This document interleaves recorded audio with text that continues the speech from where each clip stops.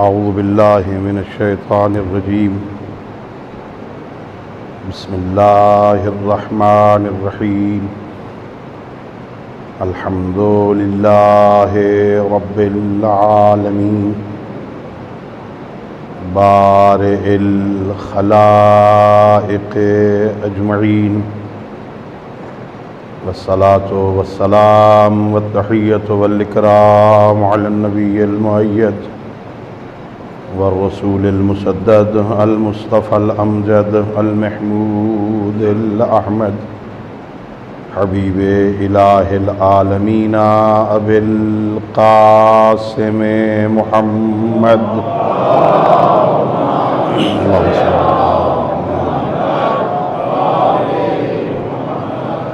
وعلى أهل بيته الطيبين الطاهرين المعصومين الغر الميامين الذين قال الله تعالى في شأنهم: إنما يريد الله ليذهب عنكم الرجس أهل البيت ويطهركم تطهيرا. اللهم صل على محمد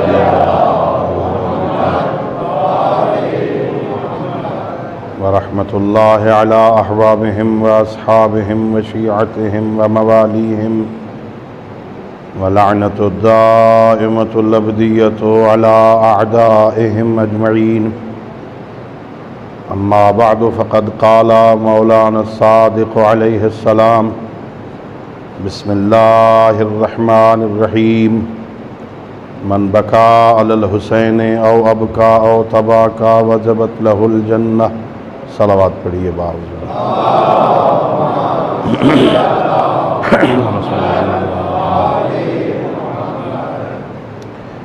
اللہ رب العزت بحق محمد و اہل بیت محمد علیہ السلام ہم سب کی اس عبادت کو اپنی بارگاہ میں قبول فرمائے. خالق لم یزل ولا یزال بحق ائمہ خدا علیہ السلام اس مجلس کو، اس تذکرہ اہل بیت علیہ السلام کو، ہماری ہم سب کے مرحومین تمام شہداء ملت اور بالاخص ان مجالس کے انعقاد میں اپنا کردار ادا کرنے والے مومنین کے مرحومین کی بخشش کا ذریعہ قرار دے.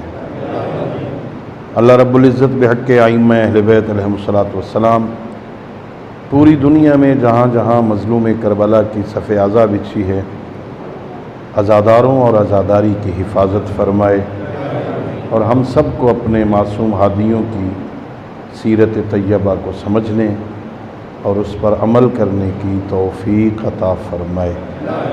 اپنی ان دعاؤں اور اس عظیم عبادت کی قبولیت کے لیے مل کے بآواز بلند صلوات پڑھیں. اللہم صلی علی محمد وعلی محمد وعجل.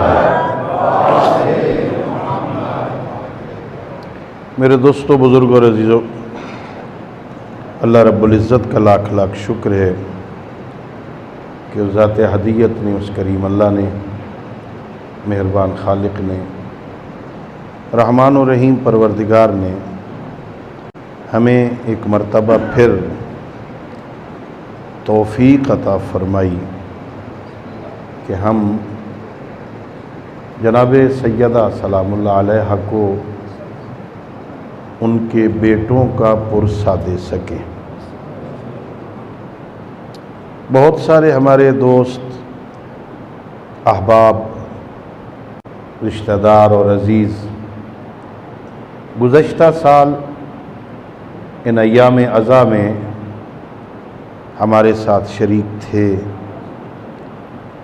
مگر موت نے انہیں مہلت نہیں دی اور اس سال وہ اس سعادت میں ہمارے ساتھ شریک نہیں ہیں.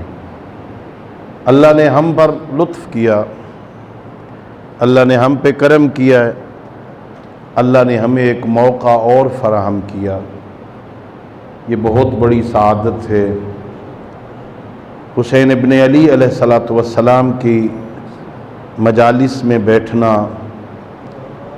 عزاداری منانا، عزاداری بپا کرنا، یہ اتنی بڑی سعادت ہے کہ میرے معصوم امام ان مجالس میں بیٹھنے والوں کے لیے دعا کرتے ہیں۔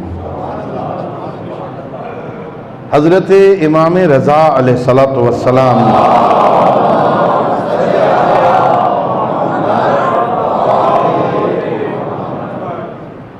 اپنے ایک فرمان میں ارشاد فرماتے ہیں، رحم اللہ عبدن من جلس مجلسا،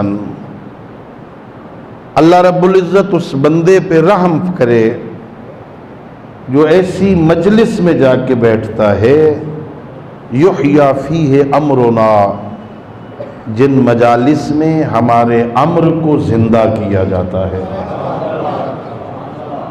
امام معصوم دعا کر رہے ہیں، عالم آل محمد سلطان العرب والعجم دعا کر رہے ہیں، اللہ رحم کرے اس بندے پر جو ایسی مجلس میں جا کے بیٹھتا ہے جہاں ہمارے امر کو زندہ کیا جاتا ہے۔ اور فرمایا وہاں جاؤ گے نا تو ہماری حدیثیں بیان ہوں گی، ہمارے اقوال بیان ہوں گے، ہماری سیرت کا بیان ہوگا۔ معصوم فرماتے انا احادیثنا یحیی القلوب، ہماری احادیث مردہ دلوں کو زندہ کر دیتی ہیں۔ ان مجالس کا بہت فائدہ ہوتا ہے، مردہ دل زندہ ہوتے ہیں۔ ان مجالس میں بیٹھ کے جب بندہ آل محمد کا ذکر سنتا ہے، معصوم فرما رہے ہیں مردہ دلوں کی زندگی ہے یہ مجالس۔ یہ تمنا ہے میرے چھٹے امام کی، امام جعفر صادق علیہ الصلوۃ والسلام۔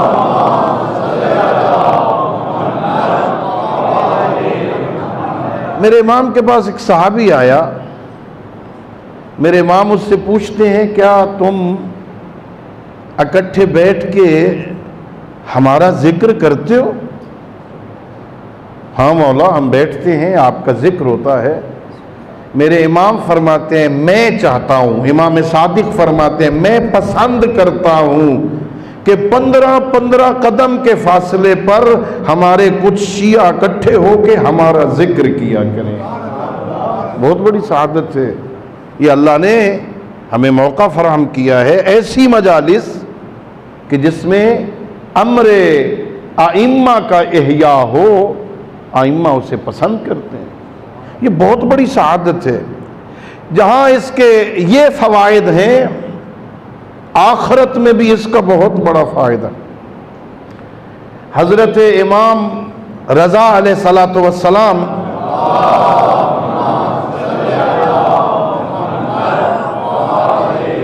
میرے امام کا صحابی ہے ابن شبیب، میرے مولا اپنے صحابی سے کہتے ابن شبیب، یہ جو لوگ روتے ہیں نا، ان رونے والوں کو چاہیے یہ حسین پہ رویا کریں۔ فَلْيَبْكِ الْبَاقُونَ عَلَى الْحُسَيْنِ، رونے والوں کو چاہیے یہ امام حسین پہ، میری جد پہ رویا کریں۔ مولا اس کا فائدہ کیا ہوگا؟ فرمایا فَإِنَّ الْبُكَاءَ عَلَيْهِ تَحَطُّ الذُّنُوبِ، میرے جد حسین پر رونے سے گناہ معاف ہوتے ہیں، اللہ گناہ معاف کرتا ہے۔ یہ بہت بڑی سعادت، امام حسین علیہ السلام پہ رونا، امام حسین علیہ السلام کی عزاداری بپا کرنا، امام حسین علیہ السلام کا غم منانا، یہ مجالس میں بیٹھنا، یہ بہت بڑی سعادت۔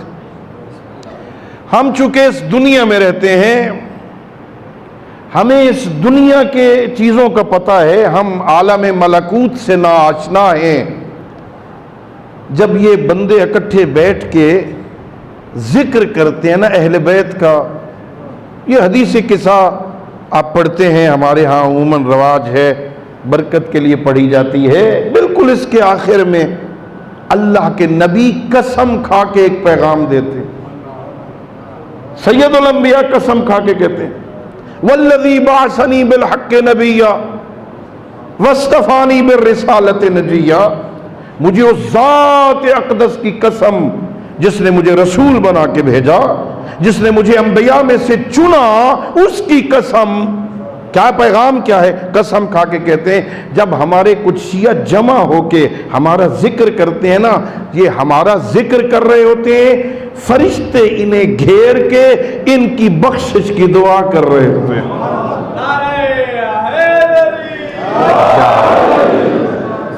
یہ جہاں بیٹھ کے آپ مجلس سن رہے ہیں آپ کو نظر نہیں آ رہا نا، چونکہ ہماری آنکھوں میں وہ طاقت نہیں ہے فرشتوں کو دیکھ سکے۔ یہ صرف آپ نہیں آئے ہوئے، آسمان سے فرشتے اترے ہوئے۔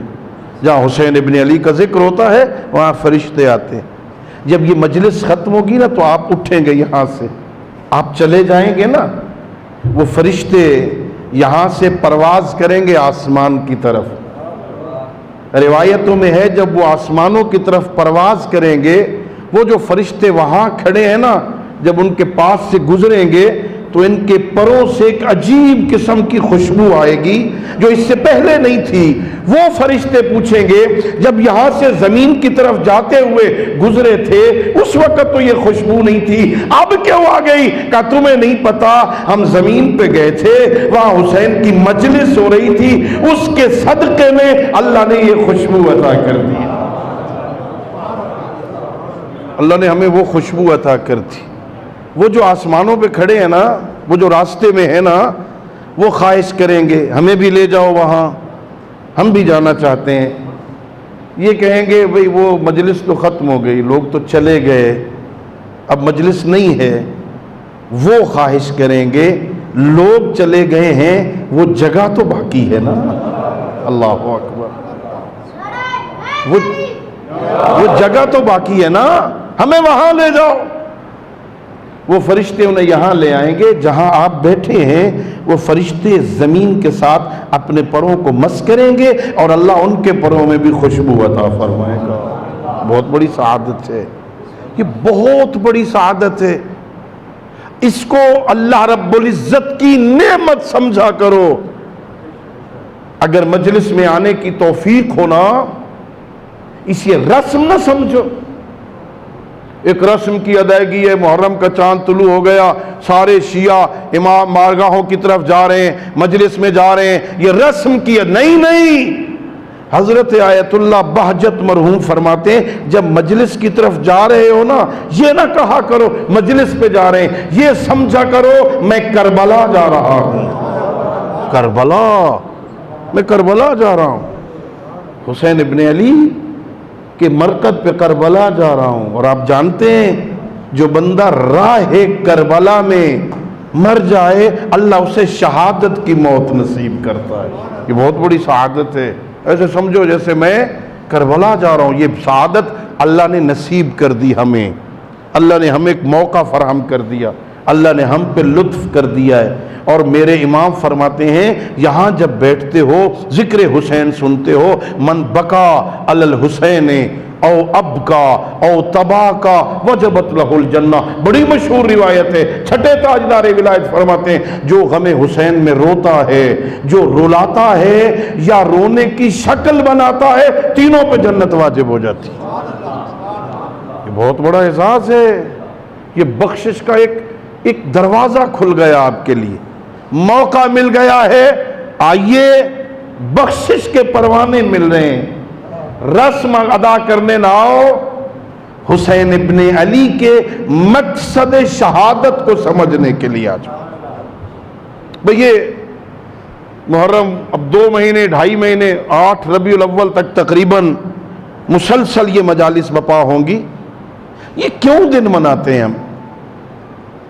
پڑھے لکھے میرے دوست محترم معززین، ماشاءاللہ بڑی آرام دہ زندگی گزارنے والے اسلام آباد کے دوست اپنا گھر بار چھوڑ کے یہاں آ کے بیٹھے ہیں صف اعضاء پہ، کیوں؟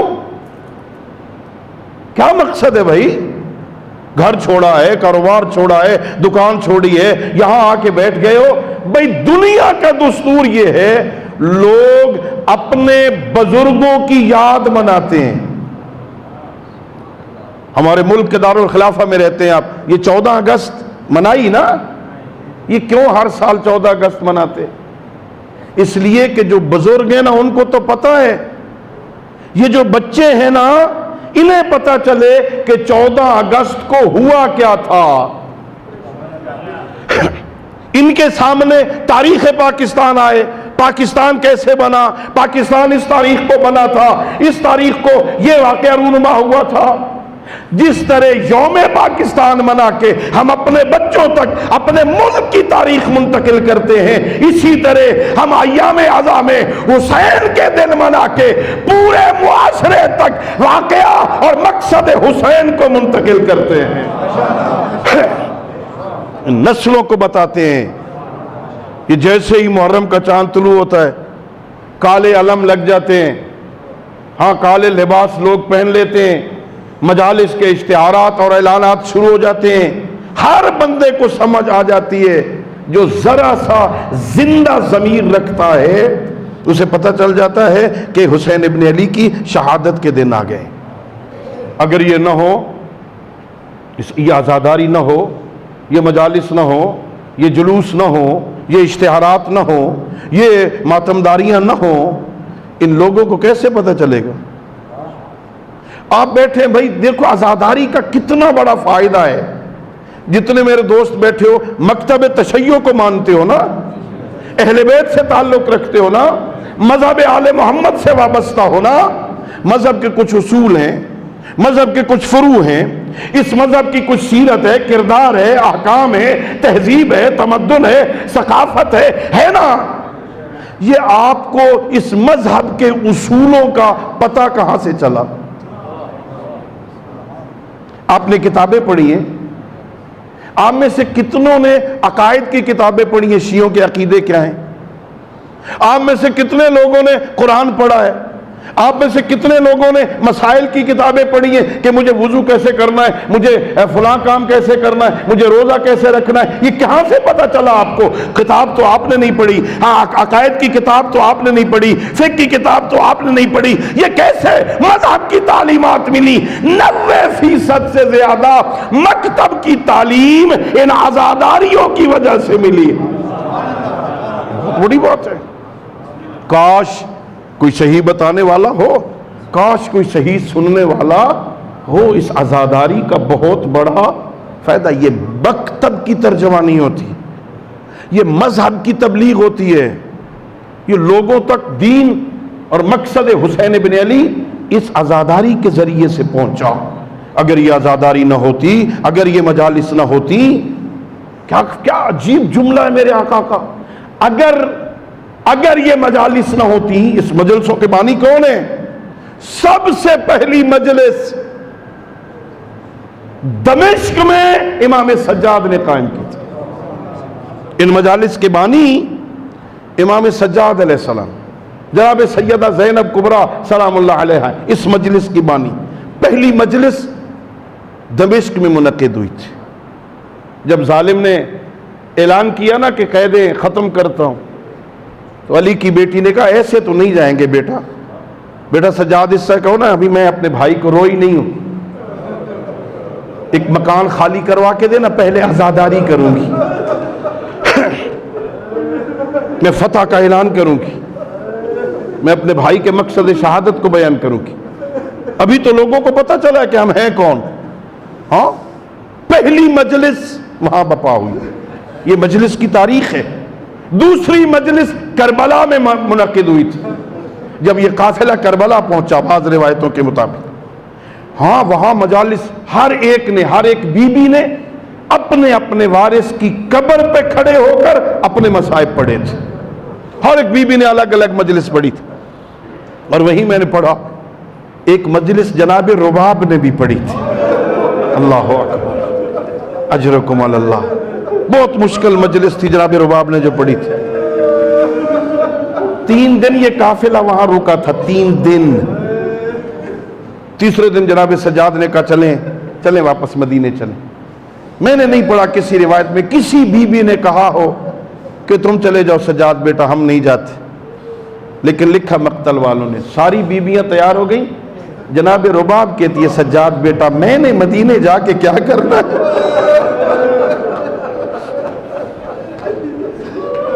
میرا سرتاج یہاں ہے۔ سادات کے ساتھ میرے 2 وجہ سے تو رشتہ تھا، ایک اصغر کے ذریعے سے، ایک جناب سکینہ کے ذریعے سے، ایک شام رہ گئی، ایک بابا کے سینے پہ سویا ہے. میں نے مدینے جا کے کیا کرنا ہے؟ لیکن جب میرے مولا نے اصرار کیا، حکم امامت ملا، کہا امام ہو کے حکم دے رہا ہوں، اٹھی نا تو ایک مرثیہ پڑھا. ایسے مڑی میری آقا زادی، امام حسین کی قبر کی طرف اشارہ کر کے کہا، اے میرے سرتاج، میں نے تجھے دھوپ پہ دیکھا ہے، وعدہ کرتی ہوں ساری زندگی سائے میں نہیں بیٹھوں گی. اللہ اکبر. پیاسا مارا گیا ہے، وعدہ کرتی ہوں کبھی ٹھنڈا پانی نہیں. یہ مجلس کربلا میں منعقد ہوئی.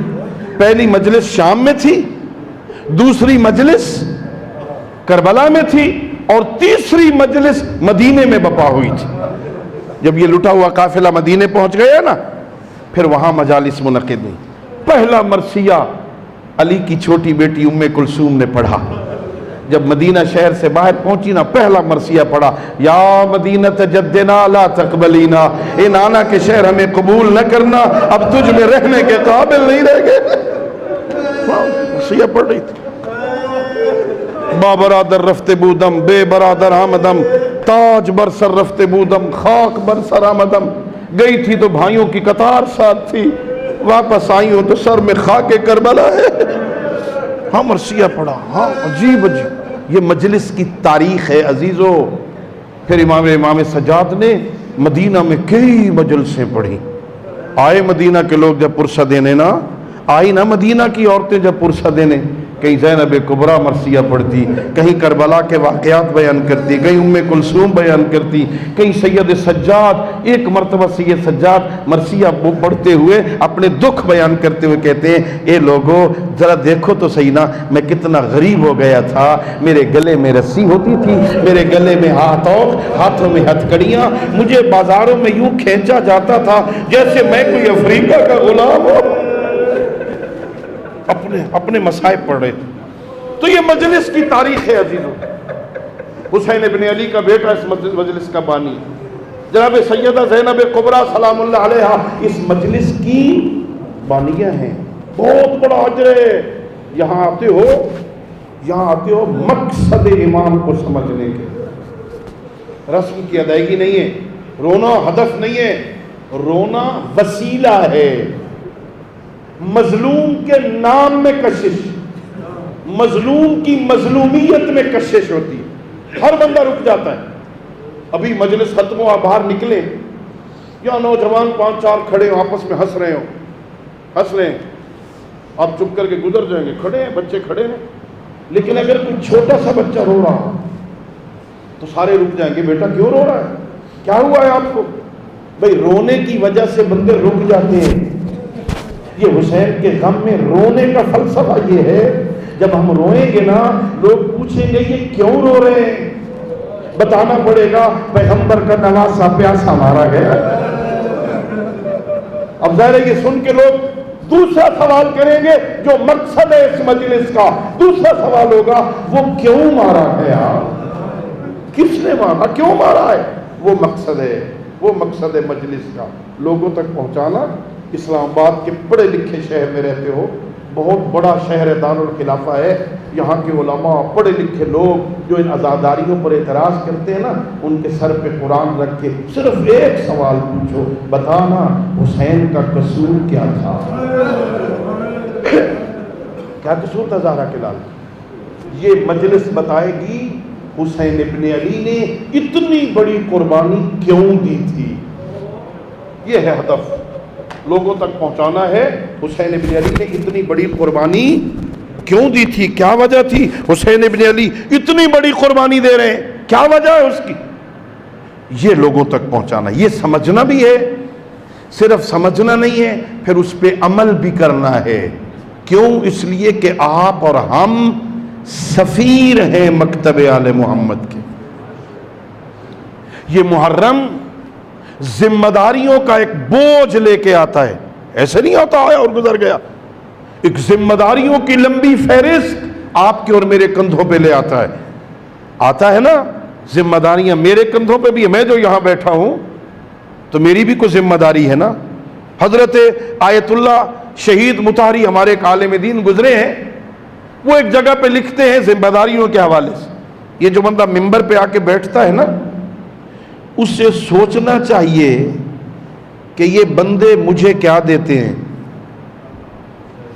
میں یہاں 10 دن آپ کے لیے آیا ہوں، آپ مجھے کیا دیں گے؟ وہ خود لکھتے ہیں یہ اپنی زندگی کا ایک قیمتی حصہ دیتے ہیں.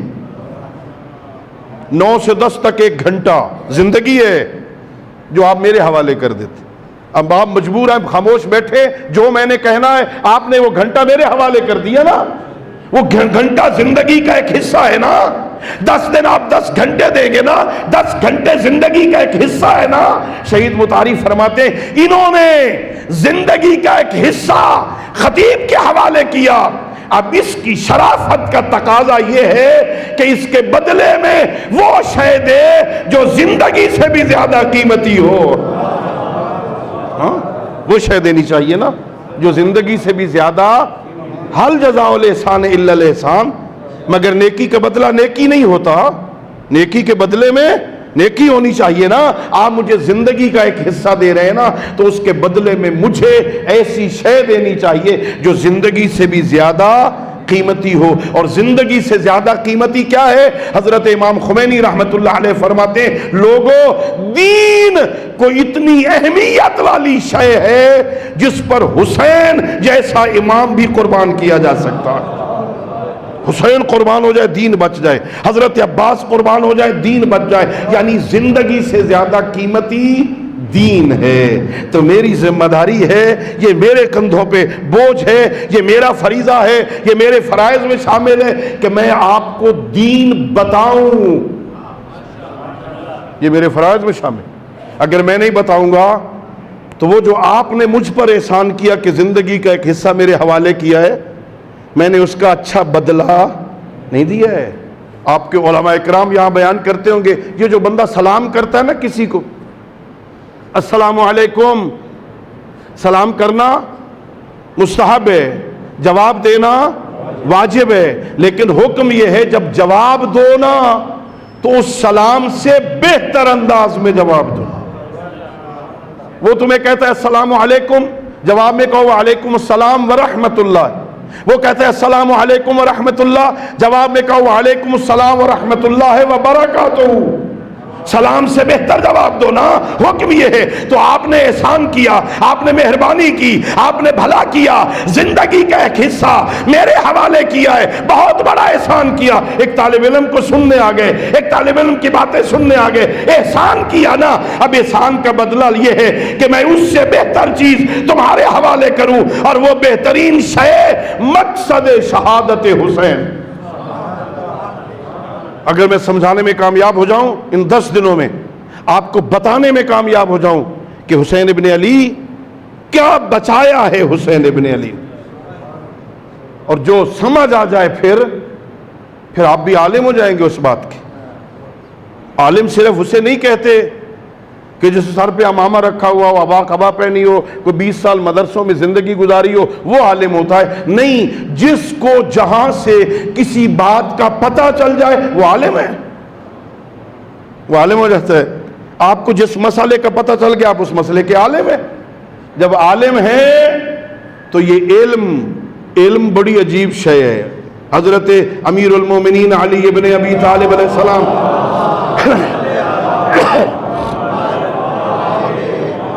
میرے امام فرماتے ہیں یہ جو علم ہے نا، علم یہ جب کسی بندے کے پاس آتا ہے تو عمل کو پکارتا ہے. علم جب کسی کے پاس آتا ہے تو عمل کو آواز دیتا ہے، آ کٹھے چلے آ. اگر عمل علم کی آواز پہ لبیک کہے تو علم بھی وہاں رہتا ہے، اور اگر عمل نہ آئے نا تو علم بھی وہاں سے چلا جاتا ہے. آپ نے بہت ساری باتیں سنی اور اگر صرف سن کے چھوڑ دی ہیں، عمل نہیں کیا ہے، تو آپ دیکھیں کچھ عرصے کے بعد آپ اسے بھول جاتے ہیں. جو مسئلہ آپ سنیں اس پہ عمل کر لیں تو یاد ہو جاتا ہے، جو مسئلہ سنیں اور اس پہ عمل نہ کریں کچھ عرصے کے بعد بھول جاتا ہے. علم بھی وہاں سے رخصت ہو جاتا ہے. عزیزو، آپ بھی عالم ہیں، آپ بھی عالم بن جاتے ہیں، جو مسئلہ بیان ہو جائے، جو چیز بیان ہو جائے، آپ کو پتہ چل جائے آپ اس کے عالم ہیں، اب آپ کو قیامت والے دن اس مسئلے کے عالم ہونے کی حیثیت سے حساب دینا پڑے گا۔ یہ مجلس ہے امام حسین علیہ السلام کی، اس کا ایک فائدہ یہ ہے، کتنا بڑا فائدہ دیکھو، ایک شخص آیا، پیغمبر گرامی اسلام حضرت محمد مصطفیٰ صلی اللہ علیہ وآلہ وسلم،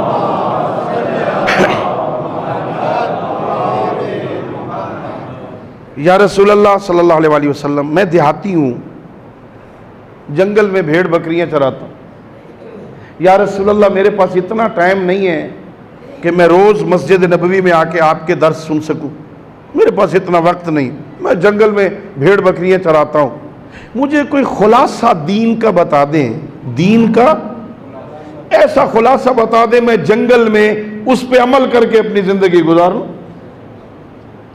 ہوتے ہیں نا ہم سارے شارٹ کٹ کے چکر میں ہوتے ہیں نا، وہ بھی آیا شارٹ کٹ، مولا کچھ سادہ سا راستہ بتا دو، میں اس پہ عمل کر کے اپنی زندگی گزار لوں، روز میں آ نہیں سکتا۔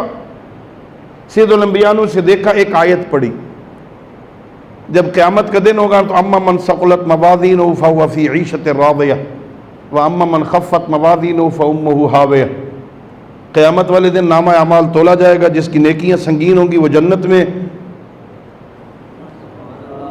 جس کے گناہ سنگین ہوں گے وہ جہنم میں۔ یہ آیت پڑھی پیغمبر نے، اس نے غور سے سنی، غور سے سن کے تھوڑی دیر اس میں سوچا خاموشی سے اور پھر چل دیا۔ یہ آیت سنی، اس میں تھوڑا سوچا کھڑے ہو کے، اچھا قبلہ خدا حافظ میں جا رہا ہوں۔ صحابہ کرام کہتے یا رسول اللہ بندہ بڑا عجیب ہے، آیا ہے اسلام کا خلاصہ پوچھنے، ایک آیت سنی اور چلا گیا۔ پیغمبر نے فرمایا جا جاہلاً ورجا فقیہاً، آیا تھا تو جاہل تھا، یہ آیت سن کے اس میں تدبر کر کے فقیہ بن کے جا رہا ہے۔ ایک بات سمجھ آ جائے،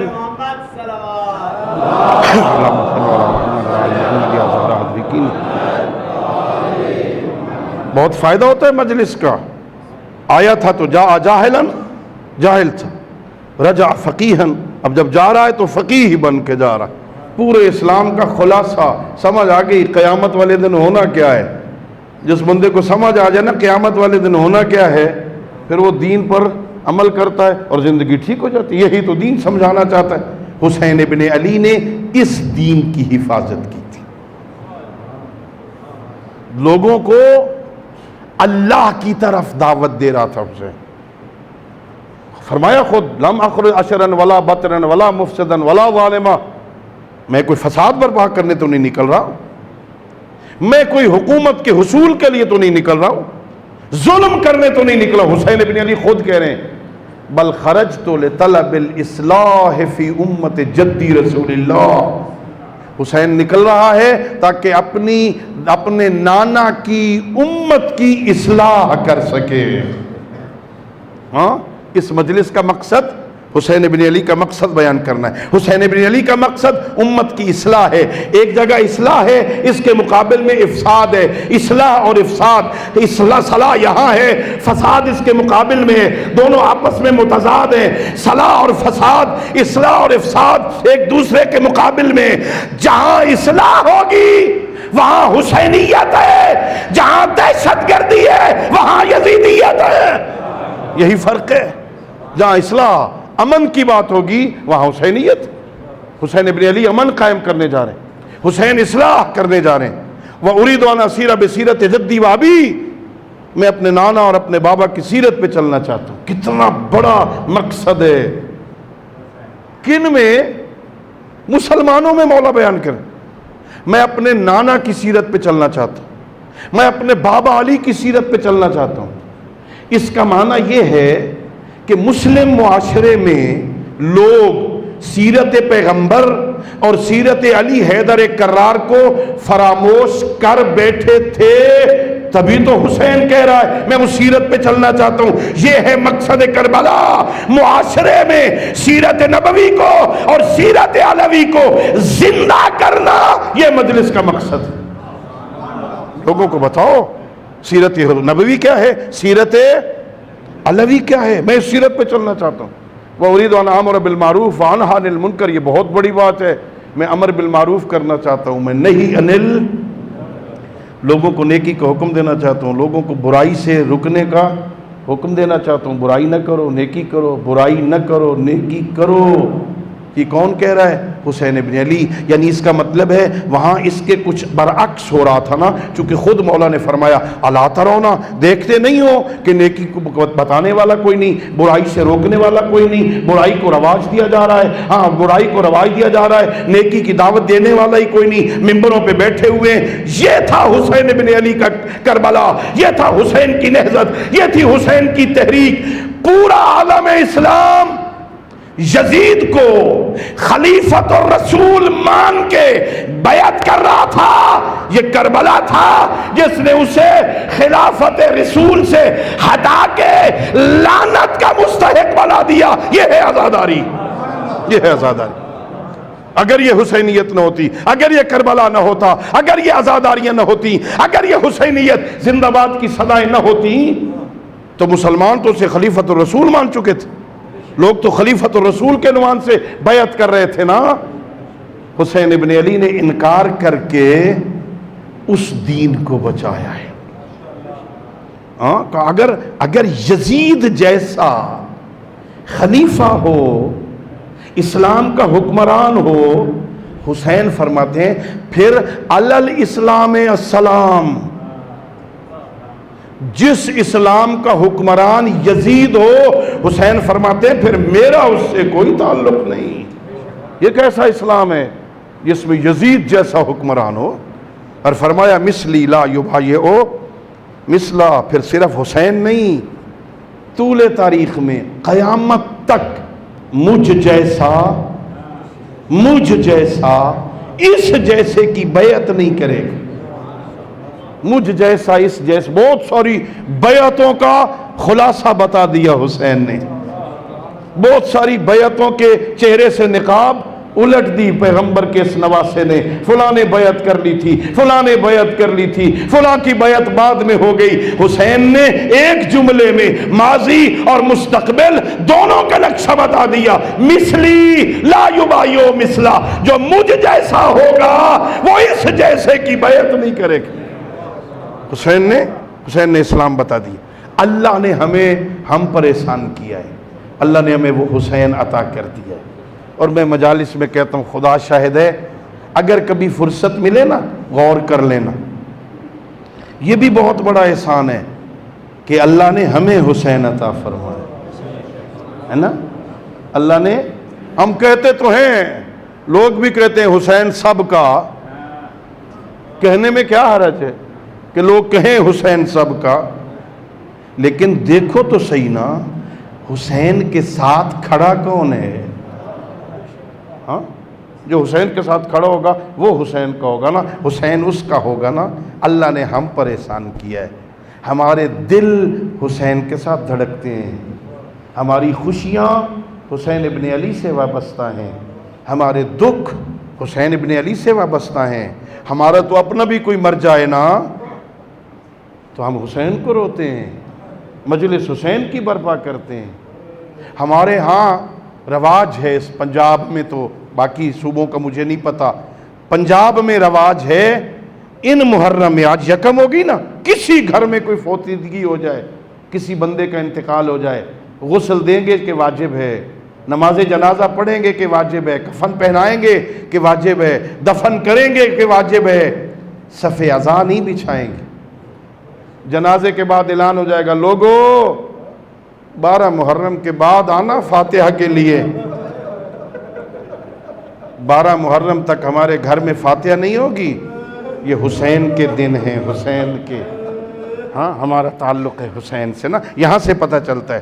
اور میں نے ایک کسی کتاب میں پڑھا تھا، اسی طرح ایک مومنہ کا ایک بچہ جوان فوت ہو گئے، یکم محرم کو فوت ہو گئے، دفن کرنے کے بعد وہ اپنے بیٹے کی قبر پہ نہیں گئی۔ جب 13 محرم کو سوئم کے بعد قبرستان گئی ہے نا اپنے بیٹے کی قبر پر، ایک کالے برقے والی بی بی نظر آئی، جو اس کے بیٹے کی قبر پہ بیٹھ کے بیان کر رہی تھی. اس بی بی نے کہا بی بی یہ تو میرے بیٹے کی قبر ہے, آپ یہاں کہاں بیٹھی, آپ بھول تو نہیں گئی؟ فرمایا مجھے پہچان, میں بھولنے والی نہیں ہوں, میں بھولنے والی نہیں ہوں. تو 12 دن میرے حسین کو روتی رہی ہے نا, میں تیرے بیٹے کو رونے آئی ہوں. یہ کسی کا احسان رکھتے بھی نہیں ہے بھائی, بہت کریم گھرانہ ہے نا, بہت کریم ہے نا.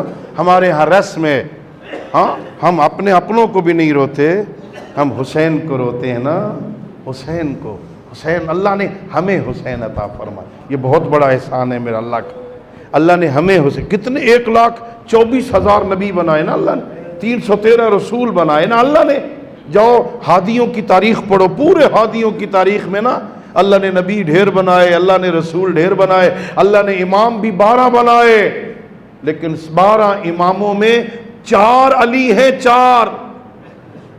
3 حسن ہے 12 اماموں میں.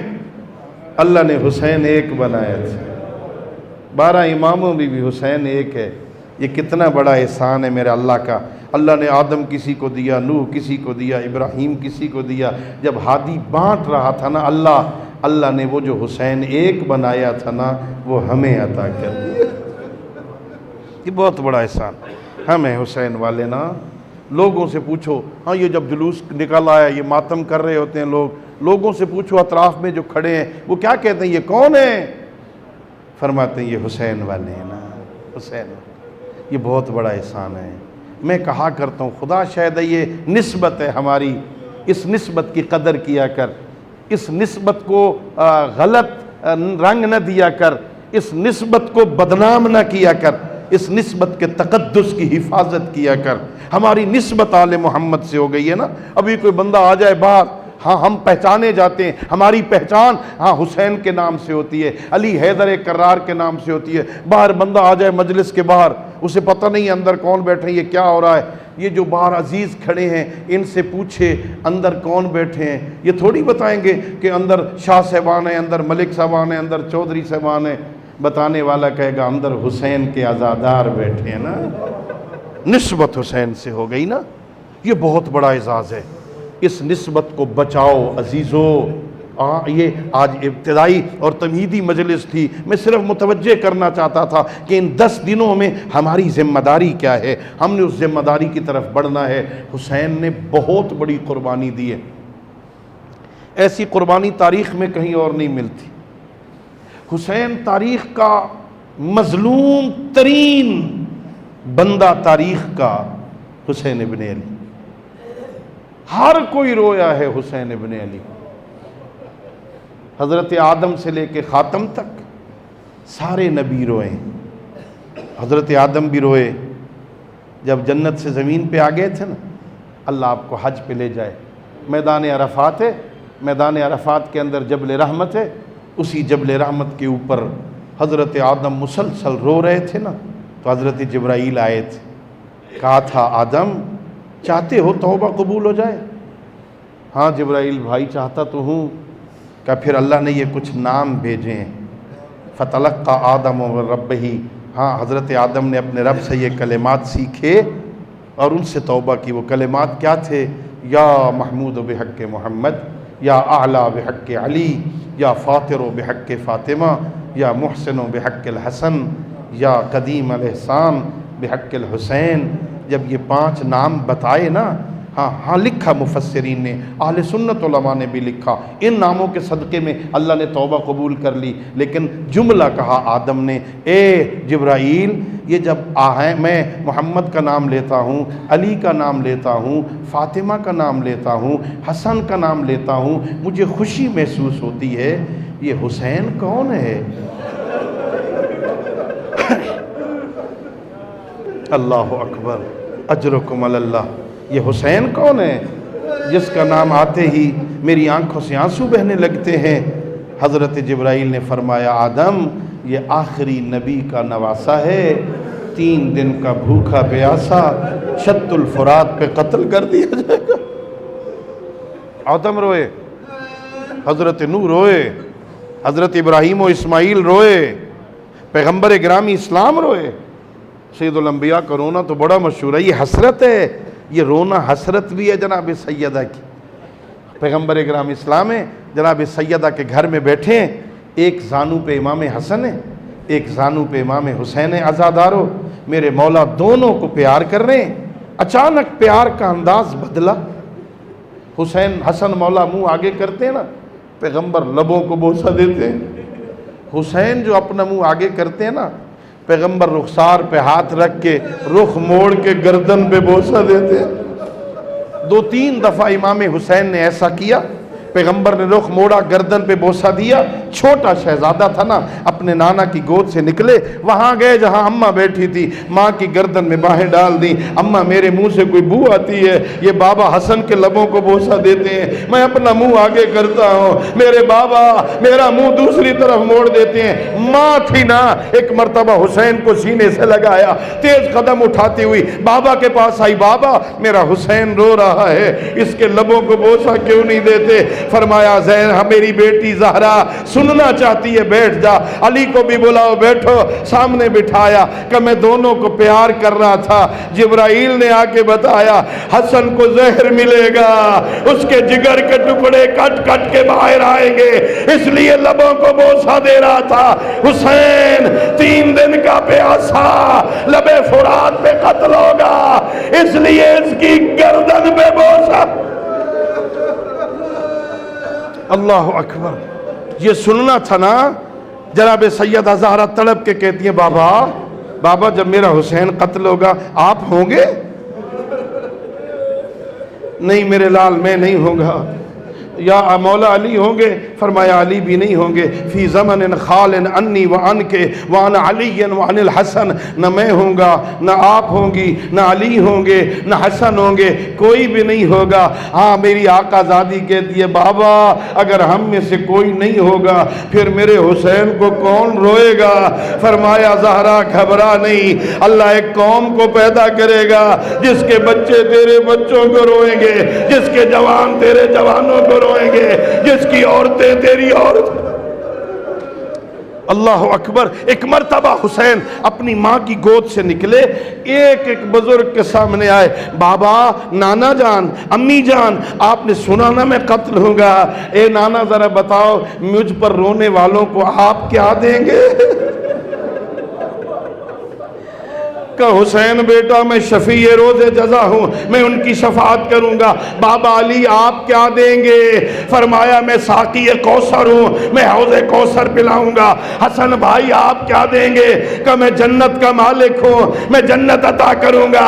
ماں کے پاس آئے، اماں تو میرے رونے والوں کو کیا دے گی؟ فرمایا حسین میں اجڑی کیا دوں گی، ایک وعدہ کرتی ہوں میں جنت کے دروازے پہ رک جاؤں گی، اس وقت تک جنت نہیں جاؤں گی جب تک تیرے رونے والے نہ۔ اللہ اکبر، بہت بڑا اجر ہے عزادارو۔ حسین ابن علی نے بہت بڑی قربانی دی۔ صرف 2 جملے سنیے اور مجھے اجازت دیں، اللہ آپ کے آنسوؤں کو قبول کرے۔ میرے آقا نے 28 رجب کو تیاری کی ہے۔ وطن تو بڑا پیارا ہوتا، ہر کسی کو وطن پیارا ہوتا، حسین کو بھی وطن پیارا ہے نا۔ میں اکثر کہتا ہوں آپ کے گھروں میں درخت ہوں گے نا، اس درخت پہ چڑیا کا گھونسلہ ہوگا۔ چڑیا بیچاری کمزور سے چھوٹا سا جانور ہے، ذرا چڑھ کے اس کا گھونسلہ توڑ دو، چڑیا تمہارا تو کچھ نہیں بگاڑ سکتی نا، لیکن اڑتی ہے، چیختی ہے، کبھی اس شاخ پہ بیٹھتی ہے، کبھی اس شاخ پہ بیٹھتی ہے، پر پھڑ پھڑا کے چیخ کے اپنا احتجاج بلند کرتی ہے نا۔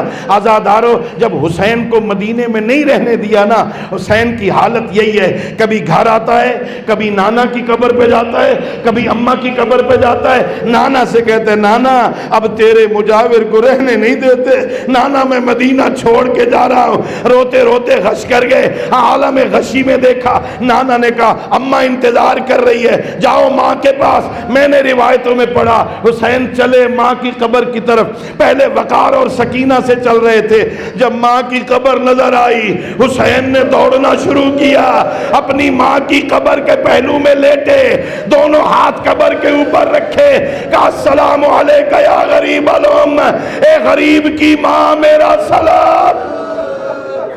اماں میں جا رہا ہوں، اماں میں مدینہ چھوڑ کے جا رہا ہوں۔ ماں کو سلام کیا، عزادارو گھر آ گئے میرے مولا، بس ایک جملہ، بیویاں تیار ہو چکی تھیں، میرے مولا گھر سے باہر کرسی لگا کے بیٹھے، ایک ایک بی بی نے نکلنا شروع کیا، جو بی بی نکلتی مولا حسین ابن علی اس کے تعلق والے کو آواز دیتے، پردہ ہٹا کون بی بی ہے؟ کہ ام لیلہ آ گئی، کہ اکبر بیٹا جاؤ اپنی ماں کو سوار کرو۔ اب پردہ ہٹا کون بی بی ہے؟ کہ ام فروہ آ گئی، کہ جاؤ قاسم بیٹا اپنی ماں کو سوار کرو۔ پھر پردہ ہٹا کون بی بی ہے؟ جناب لبابہ آ گئی، کہ عباس جاؤ اپنی زوجہ کو سوار کرو۔ اب ایک مرتبہ پردہ ہٹا، آواز آئی کون ہے؟ کہ شریکت الحسین، عقیلۃ القریش، زینب کبریٰ آ گئی، یہ سننا تھا۔ حسین نے کہا اکبر تم بھی جاؤ، قاسم تم بھی جاؤ، عباس تم بھی جاؤ، سارے سوار کرو۔ سارے ہاشمیہ اکٹھے ہو گئے، میری آقا زادی نے کہا پیچھے ہٹ جاؤ، یہ پہلی منزل ہے، آج وہ سوار کرے جو 11 محرم کو کربلا میں سوار کرے گا، یہ سننا تھا۔ سجاد آگے بڑھے، آپ پھر اماں آج بھی میں سوار کرتا ہوں 11 کو کربلا میں۔